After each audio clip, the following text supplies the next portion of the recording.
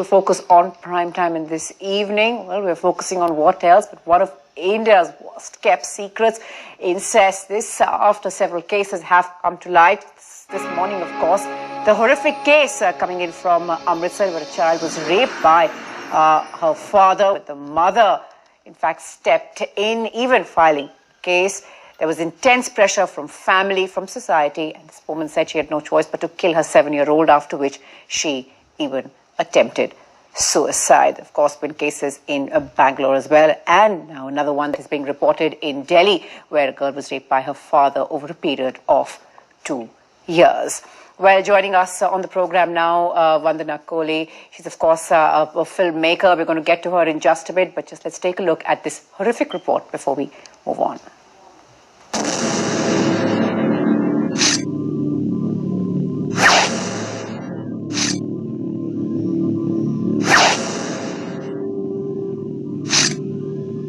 A mother so shattered that she stabbed her daughter to death before slitting her own wrists. Sakshi caught her husband raping their 7-year-old daughter and had him arrested. Then relatives started harassing Sakshi for going to the police, and she snapped.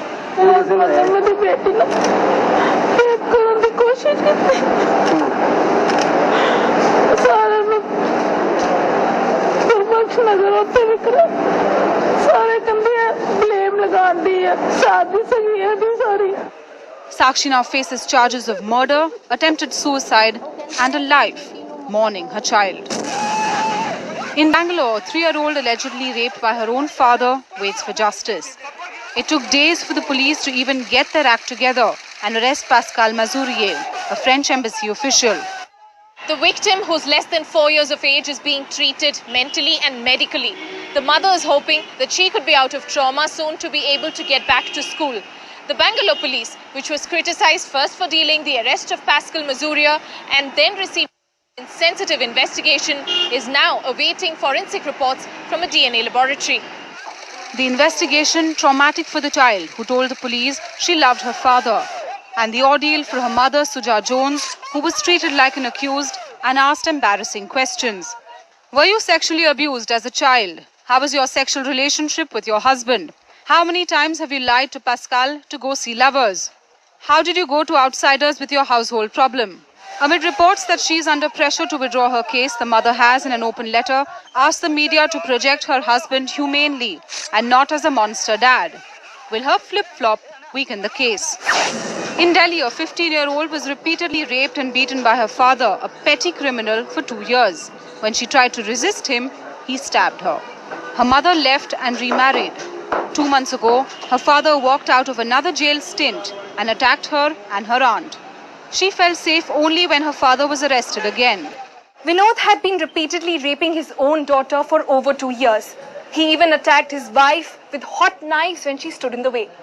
Children being attacked, raped in their own home, meant to be their safest refuge. Incest, India's darkest secret, hidden in these shadowy lanes of the capital, perhaps many homes across the country. An NDTV Bureau report. The end of innocence there. Well, joining us now, like I said, filmmaker Vandana Kohli. Vandana, thanks for coming in. If you saw the one common thread, of course, besides the horrific molestation, besides the horrific sort of violation of all those young girls, was the fact that almost every case, the women were told, how could you go out with your problems? So we sort of want to sort of shroud this in great secrecy. Do you believe that that is one of the biggest reasons that we're not addressing this issue head on? Certainly, Natasha, certainly. And what happens is the victim gets further victimized. And nobody wants to talk about it. And incest, for instance, people don't believe in India that incest exists.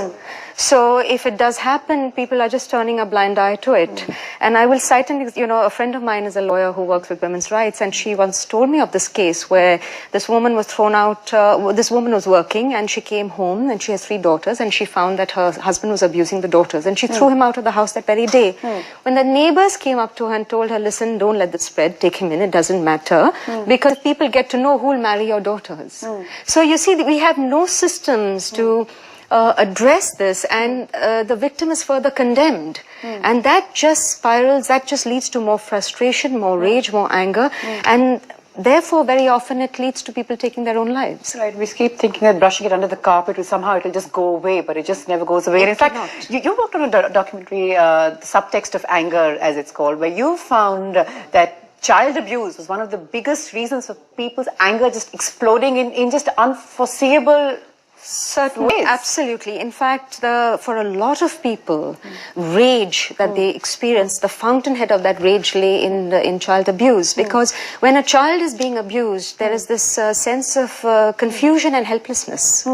And as you begin to grow older, there is extreme anger towards the perpetrator, but also towards your own self because of your helplessness. So it becomes to a point where your anger spirals out of control and and it's unresolved. And it reaches a point where the smallest provocation can lead to disproportionate outbursts of anger. And this just spirals. And a lot of people, therefore, a lot of suicide, people who attempt suicide, when, for instance, if they've been stopped, if they've been saved and they've been questioned, very often they want to kill themselves from anger unresolved, which has led to, the source of which is child abuse. So it's a